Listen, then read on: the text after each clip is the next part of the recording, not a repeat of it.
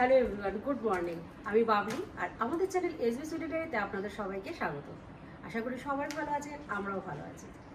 আমাদের কিন্তু ইস্টারের যে ছুটি সেটা শুরু হয়ে গেল আজ থেকে। আজকে আমরা যাচ্ছি ঘুরতে, লোফোটেন যাব। তো এখন সকালবেলা 9:30 বাজে, বাইরে বৃষ্টি পড়ছে আস্তে আস্তে গুড়ি গুড়ি, আর আমরা তার মধ্যেই বেরিয়ে পড়লাম। এই আমাদের যাত্রা শুরু হলো, এখন বাজে 9:45, কিন্তু বৃষ্টি পড়ছে গুড়ি গুড়ি, ওয়েদারটা একদম ভালো না। এখন তো এপ্রিল মাসের ওয়েদার এরকমই হবে। না, কিন্তু দুদিন আগেও কি সুন্দর রোদ ওই ছিল, রোদ বলো? থাকবে, হ্যাঁ। বলে হচ্ছে এপ্রিল ওয়েদার, এটা একটা ফ্রেজ। তার মানে হচ্ছে যখন মানুষের মনটা মাঝে মাঝে খারাপ হয়, মাঝে মাঝে ভালো হয়, তখনও বলে এপ্রিল ওয়েদার। এটাও তাই, এপ্রিল ওয়েদার মানে কখন বৃষ্টি হবে, কখন রোদ হবে, কখন ঝড় হবে তুমি জানবে না, পুরোটাই আনপ্রেডিক্টেবল। যাই হোক, আমরা আশা করছি আমাদের লোফোতেনের যে ওয়েদার সেটা কিছুটা হলেও ভালো পাবো আমরা। দেখা যাক, খুব ঠান্ডা হবে ওখানে মোটামুটি, মানে এখানকার থেকে বেশি হবে, তাই তো? হ্যাঁ, বেশি হবে। আর এয়ারপোর্টে যাচ্ছি আবার আমরা, আর এইবার আমরা আমাদের নিজেদের গাড়িতে যাচ্ছি। প্রত্যেকবার যাওয়ার সময় গাড়ি বুক করা হয়, গাড়ি আসে, আমরা যাই, কিন্তু এবার সুমন নিজে ড্রাইভ করে যাচ্ছে, নিজেদের গাড়িতে যাচ্ছি। আর কারণটা কি সুমন? এটা সুমনের ডিসিশন। কারণ অনেকগুলোই আছে। এক নম্বর হচ্ছে একটা নতুন জিনিস এক্সপ্লোর করা। আমাদের গ্রুপের একজন বন্ধু বলল অনেক সুবিধা হয় নিজেদের গাড়িতে যাওয়া, নিজেদের কমফোর্ট, সেটা একটা ব্যাপার। আমার ঠিক অতটা পছন্দ হয় না যে মানে অন্য ট্যাক্সিতে যাওয়া, উপায় না থাকলে অবশ্যই যেতে হয়। আর 3 নম্বর কারণ হচ্ছে এটা অনেকটা ইকোনমিক্যালও হয়। কারণ কি, যখন আমরা যাই বা আসি, ডাইনামিক প্রাইসিং সেটা সব দেশেই আছে এখন যেরকম হয়। তার ফলেতে কি হয়, কোনো কোনো সময় বিশেষ করে ইস্টারের সময়তে গাড়ি পাওয়া যায় না, ওয়েট করতে হয়, সেটা একটা বড় ব্যাপার অনেকক্ষণ। আবার প্রাইসিংটা অনেকটা হেরফের করে, প্রায় ডাবল হয়ে যায়। তো এটাতে সব দিক থেকেই সুবিধা হবে, টাকা পয়সাও একটু কম লাগবে, বেশ অনেকটাই কম লাগবে। এটাতে আমাদের মোটামুটি 500 সুইডিশ ক্রোনে আমার 6 দিন গাড়িটা থাকবে ওখানে। প্লাস ওখান থেকে ওটা এয়ারপোর্টের লং টার্ম পার্কিং, এয়ারপোর্টের একদম গায়ে নয়, সেখান থেকে যে আমরা এয়ারপোর্টে যাব তার জন্য শাটল বাস ওরা দেবে, পৌঁছে দেবে এবং আবার এয়ারপোর্ট থেকে নিয়েও আসবে আসার দিনকে। সব দিক থেকে সুবিধা আছে, দেখা যায় একটা নতুন অভিজ্ঞতা। সেটাই মেক, কতটা সুবিধা হবে সেটা একবার ইউজ করার পরে বুঝতে পারবো। ফাইন্যান্সিয়ালি হয় নিশ্চয়ই অনেকটা কম লাগছে যদি আমরা সেভাবে ভাবি, প্রত্যেকবার আমাদের যে খরচাটা হয় তার থেকে।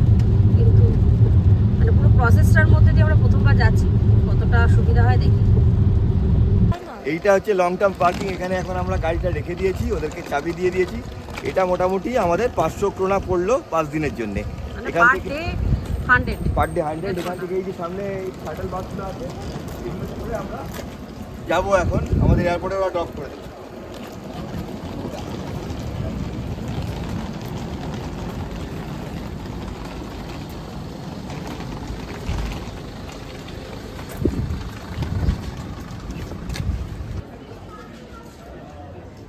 ব্যবস্থা খুব সুন্দর। আমরা গাড়ি দিয়ে দিলাম ওদেরকে, ওরা ওদের যে শাটল আছে তাতে করে সঙ্গে সঙ্গে আমাদেরকে নিয়ে চলে এলো এয়ারপোর্টে। মোটামুটি 5 মিনিট লাগলো, চেক ইন হয়ে গেছে।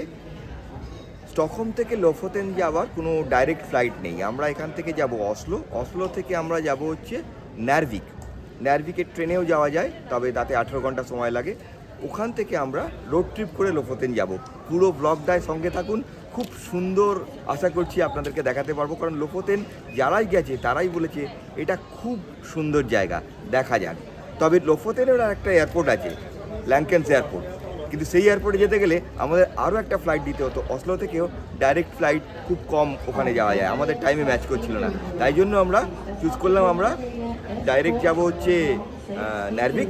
সেখান থেকে আমরা গাড়ি নিয়ে রোড ট্রিপ করব। এখন আমাদের গন্তব্য অসলো।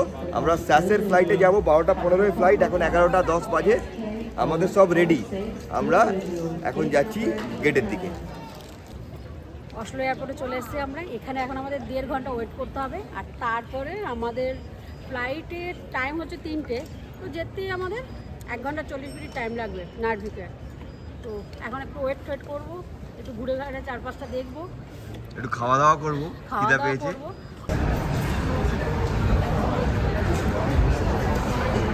সুইডেনে তো আর এখন স্নো দেখা যাচ্ছে না, কিন্তু এখানে এসে দেখছি স্নো পড়ছে। বাইরেটা এখন আস্তে মানে একদম হালকা গুড়ি গুড়ি একটা স্নো পড়ছে। ক্যামেরায় দেখা যাচ্ছে না হয়তো, না অল্প অল্প দেখা যাচ্ছে। দুধটা দেখো পুরো সাদা হয়ে গেছে। হ্যাঁ,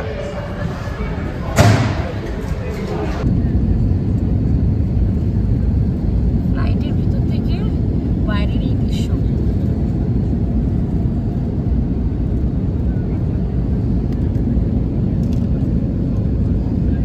সাদা, এটা একটা ঝলক। আর আজকে এত রোদ উঠেছে, সুন্দর পরিষ্কার আকাশ।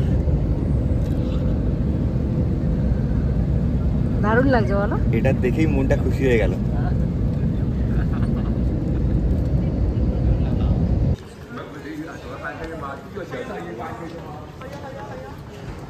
এখন বাজে বিকালবেলা 4:45, পৌনে 5টা।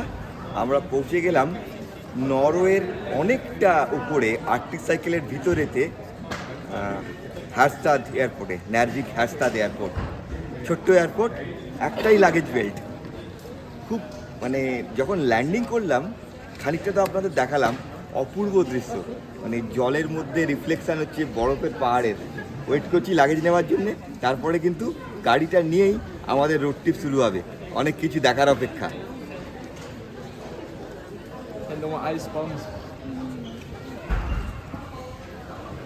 এখানে বেশিরভাগ মানুষই স্কি করতে আসে। এখন বাজে প্রায় 6:30। গাড়িটা পেতে একটু দেরি হয়ে গেল, কারণ আমরা ফুললি ইলেকট্রিক কার নিয়েছি। নরওয়েতেই একটা ব্যাপার, নরওয়েতে কিন্তু গত 2 বছর ধরে কোনো পেট্রোল কার বিক্রি হয়নি। এটা এমন একটা কান্ট্রি, এখানে কিন্তু এরা 100% ইলেকট্রিক কার করবার মানে একটা মিশন নিয়ে চলছে। তো এখানে ইলেকট্রিক কার, তাই জন্য সব জায়গাতে রেন্টেও সমস্ত ইলেকট্রিক কার। তো এই গাড়িটা ইলেকট্রিক চার্জ হচ্ছিল, তার জন্য একটু দেরি হয়ে গেল। এই হচ্ছে বাইরের অবস্থা। কিন্তু এখন আমরা এখান থেকে প্রায় আমাদের 4.5 ঘন্টার ড্রাইভ আছে। আমরা যাব হচ্ছে লোকোতেরের উদ্দেশ্যে। আর এই হচ্ছে আমাদের সামনের যাত্রা পথ। এখনো কিন্তু স্নো জমে আছে চারপাশে, আর সামনের মানে পাহাড়গুলো তো পুরো সাদা হয়ে আছে এখনো। আকাশটা কিন্তু বেশ ভালো মেঘ করে আছে, কালকে কি হবে জানি না। লোফোতেনের মেন ব্যাপারটাই হচ্ছে যে এখানকার ওয়েদারটা এমনি সময় আনপ্রেডিক্টেবল। আর আগে যেরকম ভিডিও শুরুতেই বলছিলাম, এপ্রিল ওয়েদার, এপ্রিল মাসটা আনপ্রেডিক্টেবল। দুটো মিলিয়ে পুরোটাই আনপ্রেডিক্টেবল, পুরোটাই ভাগ্যের ওপরে। তবে যতটুকু শুনেছি, দেখেছি বিভিন্ন ব্লগে, আমাদের বন্ধুরাও এসেছিল, যে সব সিজনেই লোফোতেন নাকি সুন্দর। এক এক রকম সৌন্দর্য, মানে এক সিজনের এক রকম সৌন্দর্য। আমাদের লেফট হ্যান্ড সাইডে নরওয়েজিয়ান সি। হ্যাঁ, লেফট হ্যান্ড সাইডে নরওয়েজিয়ান সি জমে আছে এখনো। হ্যাঁ, পুরো জমে আছে। আমরা কিন্তু আর্কটিক সাইকেলের অনেকটা ভেতরে ঢুকে এসেছি।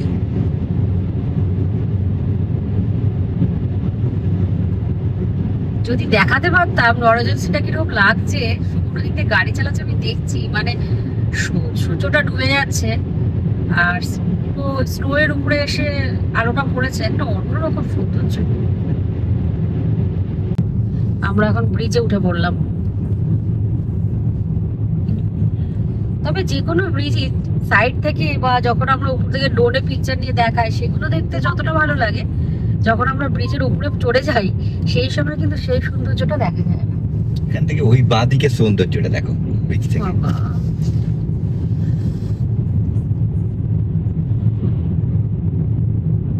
এটা যদি টাইম থাকতো হাতে, আমরা এই রাস্তাটা যদি টাইম নিয়ে যেতে পারতাম, তাহলে অনেকটা জায়গায় দাঁড়িয়ে দাঁড়িয়ে আমরা ছবি তুলে যেতে পারতাম। তবে আসার দিন আমরা সকালবেলা ফিরবো, তো এই রাস্তাটা সকালবেলা আমরা বেশ ভালো মতো উপভোগ করতে পারবো, যদি ওয়েদার ভালো থাকে। সে যেভাবেই হোক না কেন, তবু ভালোই। এরকম আসছে ভালো না। হ্যাঁ, ওই যে ওই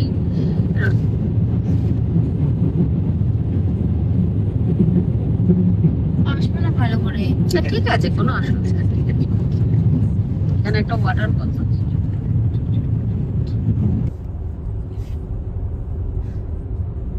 এখন বাজে সন্ধ্যা 8টা। সন্ধ্যায় বললাম কারণ এখনো পর্যন্ত লোপোতেনের আকাশে দেখা যাচ্ছে সূর্য একটু আধটু, এখনো চুপ করে অন্ধকারটা নামেনি। এখনো দেখাচ্ছে আমাদের যেতে প্রায় 121 কিলোমিটার রাস্তা, 1.5 ঘন্টার পৌনে 2 ঘন্টার উপরে লাগবে। কিন্তু আমরা একটা ব্রেক নেব লোপোতেনের যে ক্যাপিটাল স্মল ভারে, সেখানেতে গিয়ে আমরা একটা ব্রেক নেব এবং গাড়িটাকে একটু চার্জ করব। মনে হয় না ওখানে চা কফি কিছু পাবো, কারণ তখন যেতে যেতে প্রায় 9টা 10-15 হয়ে যাবে। সেটার খুব দরকার। এই এতক্ষণ যাত্রাপথে একটু যদি চা কফিটা হয়। একটা চায়ের দোকান, একটা কফির দোকান, একটা খাবারের দোকান, বার্গারের দোকান কিচ্ছু দেখতে পাইনি। শুধু রাস্তা দিয়ে কয়েকটা গ্রাম, ছোট ছোট বাড়ি আর পাহাড় আর রাস্তা। এখনো পর্যন্ত যতটা এলাম, কিছু গাড়ি পাস করলো মানে অনেকক্ষণ বাদে বাদে, এছাড়া আর খুব একটা বেশি কিছু দেখতে পেলাম না। আর সামনের জায়গাটা যে দারুণ লাগছে। কোনো পেট্রোল পাম্পও দেখতে পাইনি, কোনো চার্জিং স্টেশনও দেখতে পাইনি, সুপার মার্কেটও দেখতে পাইনি, মানে কিছুই দেখতে পাইনি সেইভাবে দেখতে গেলে। এই হচ্ছে নরওয়ে, র বিউটি যেটা বলে। র বিউটি। আর নদী, নরওয়েজের সি যেটা দেখতে পাচ্ছি, মাঝে মাঝে কিন্তু স্নো দেখতে পাচ্ছি, মানে পুরো জমাট হয়ে আছে জলটা, সেটা বুঝতে পারছি, বরফ পুরো আইস। আর কিছু কিছু জায়গায় একদম জল বোঝা যাচ্ছে।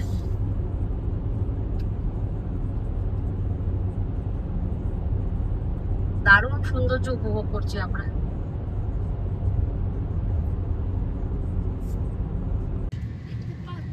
ওয়াও, যাওয়ার সময় গাড়িতে আমরা এরকম অরোরা দেখতে পেলাম। ও এক্সাইটিং, এটার জন্যই অপেক্ষা করছিলাম। ওইখানটা আরো ভালো দেখা যাচ্ছিল। ওয়াও, আজকে রাত্রেবেলা ওই যে সাইড, ওই সাইডটা দেখতে পাচ্ছি, ওই যে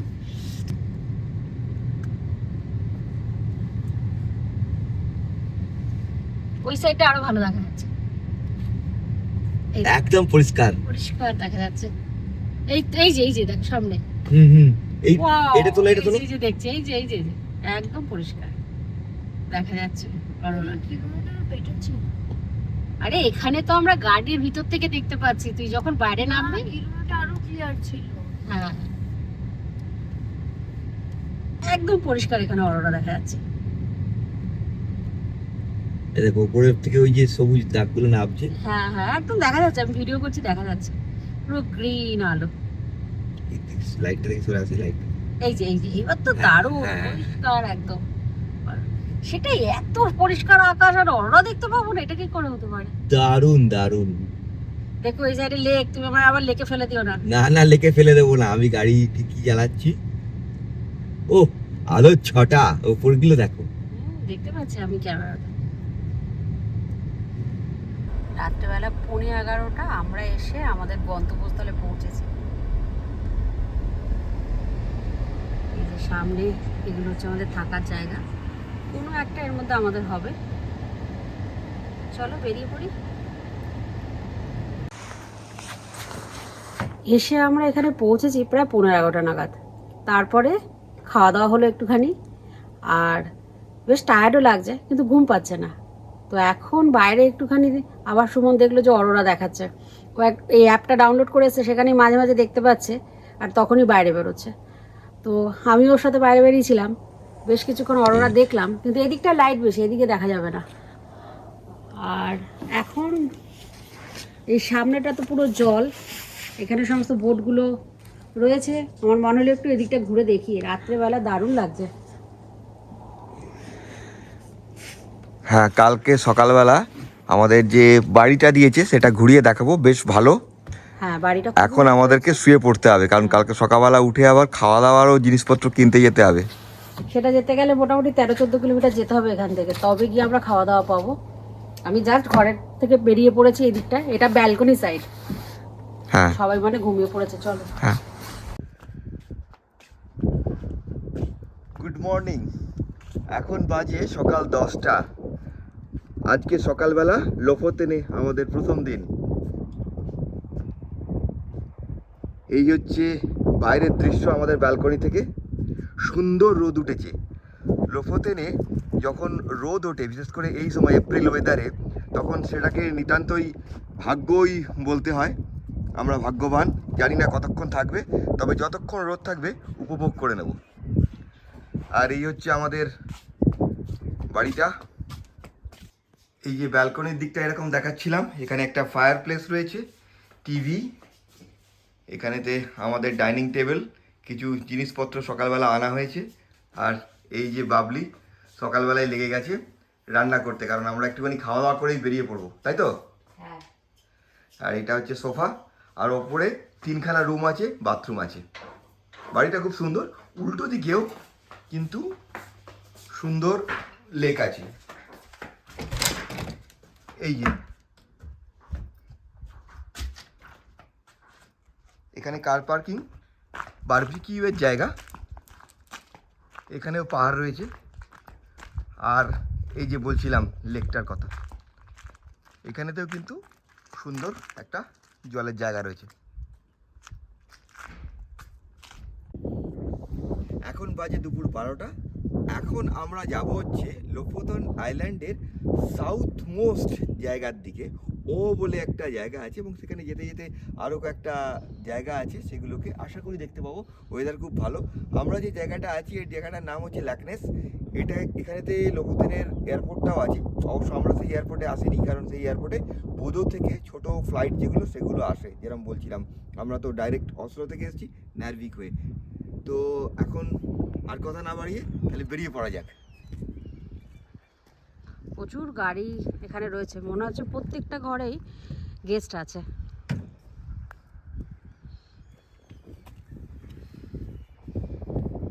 এটা হচ্ছে আমাদের কটেজটা। এই যে আমাদের গাড়ি, এখন বেরোবো, মানে বেরোতে হবে। ড্রাইভার রেডি হচ্ছে। ড্রাইভার রেডি হচ্ছে। তবে কালকে আমরা যখন ভয় পাচ্ছিলাম রাত্রেবেলা আসার সময় যে কীরকম হবে, অত রাত করে অতটা আমরা রাস্তা আসছি, কিন্তু সত্যি খুব এনজয় করেছি, খুব এনজয় করেছি। অরোরাটা রাস্তার মধ্যে ওইভাবে দেখতে পাবো ভাবিনি। তবে রাত্রেবেলাও কিন্তু আমি মাঝে মাঝে বেরিয়ে বাইরে অরোরা দেখেছি, সেটা ভিডিও করা হয়নি।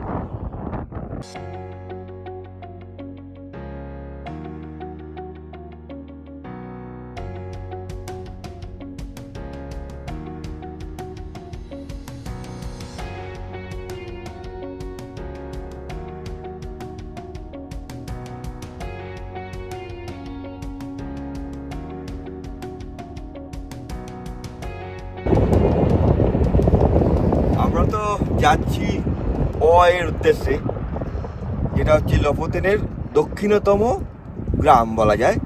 এবং যেতে যেতে অনেকগুলো পয়েন্ট একবার ইচ্ছে আছে, কিন্তু বেলা করে বেরিয়েছি। আর এখন রাস্তা বন্ধ। এখন বাজে দুপুর 12:30। বললো 1টার সময় রাস্তা খুলবে, পুলিশ ওখানে দাঁড়িয়ে আছে, সমস্ত গাড়ি লাইন দিয়ে দাঁড়িয়ে আছে। আর এই দিকে এই লাল বাড়িগুলোকে আপনারা দেখতে পাচ্ছেন, লোফোতেন বললেই এই ছবিগুলো ভেসে আসে। প্রত্যেকটা জায়গার যেমন বিশেষত্ব আছে, এইরকমই বাড়িগুলোতে আমরা আছি। বাড়ির ভেতর থেকে তো বোঝা যায় না, বাইরে থেকে তাই দেখালাম। এগুলো হচ্ছে ফিশিং কটেজ লোফোতেনের, যেগুলোকে নরওয়েজিয়ান স্থানীয় ভাষায় বলা হয় রোবুর। তো যারা নরওয়েতে ঘুরতে আসেন বা ঘুরতে আসবেন, এই ধরনের বাড়িতে থাকার ইচ্ছে হলে এগুলোকে রোবুর বলা হয়, এই লাল কালারের ছোট ছোট বাড়িগুলো।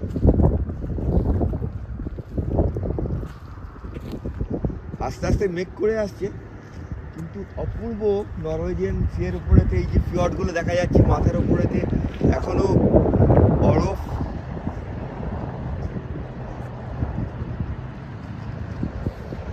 আর এই যে বোটগুলো যাচ্ছে না, এই বোটগুলো ফিশিং বোট, এগুলো কিন্তু মাছ ধরতে যাচ্ছে।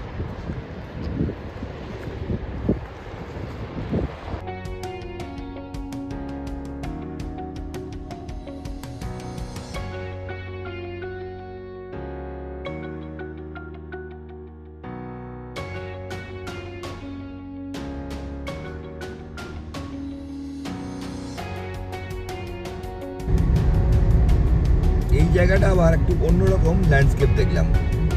আমরা কিন্তু যাচ্ছি হচ্ছে ইউরোপিয়ান হাইওয়ে 10 E10, তার উপর দিয়ে। এই রাস্তাই নাকি হাইওয়ে, 2-ওয়ে রোড।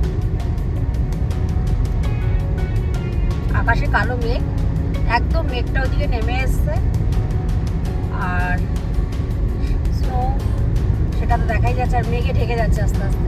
হ্যাঁ, আজকে প্রেডিকশন আছে ক্লাউডি হওয়ার।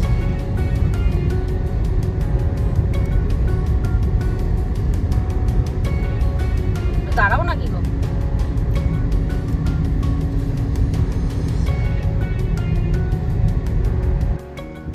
রোড ট্রিপের এটাই তো মজা, রাস্তায় যেতে যেতে যেখানে দেখতে পাবো অদ্ভুত সৌন্দর্য সেখানে দাঁড়িয়ে পড়বো যতক্ষণ খুশি, তা না হলে আর রোড ট্রিপ কিসের। এই যে সামনে চর পড়েছে, জলের কালারটা একটা অদ্ভুত, এটাই হয়তো সামারে দেখা যাবে যে পুরো জায়গাটাই চর হয়ে গেছে, লোকে এখানেতে সুইমিং টুইমিং করছে। এখন তো জল যা ঠান্ডা, বাইরে থেকেই বুঝতে পারছি হাত জায়গাটার ভিতরে, কিন্তু অদ্ভুত অপূর্ব।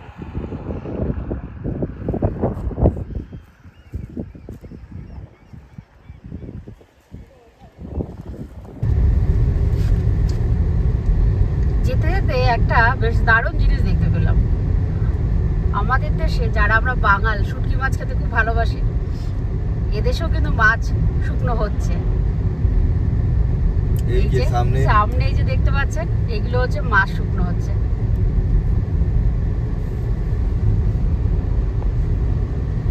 পুরো মাছ শুকিয়ে রেখেছে, আমি দেখতে পাচ্ছি। বাবা কি বড় বড় মাছ রে! গাড়ি থেকে বেরোলেই গন্ধ পাবি, গাড়িটা ভেতরে আছিস বলে বুঝতে পারছিস। গাড়ির মতো গন্ধ ঢুকেছে হালকা। তোমাকে এখানে নামাবো একবার।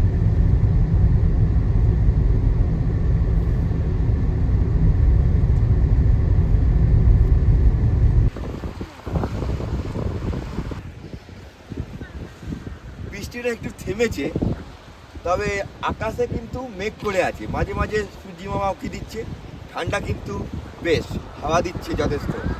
আমরা এখন একটা হ্যাঁ হ্যান্ডেল করতে পারবো তো? হ্যাঁ হ্যান্ডেল তো করা যাবেই।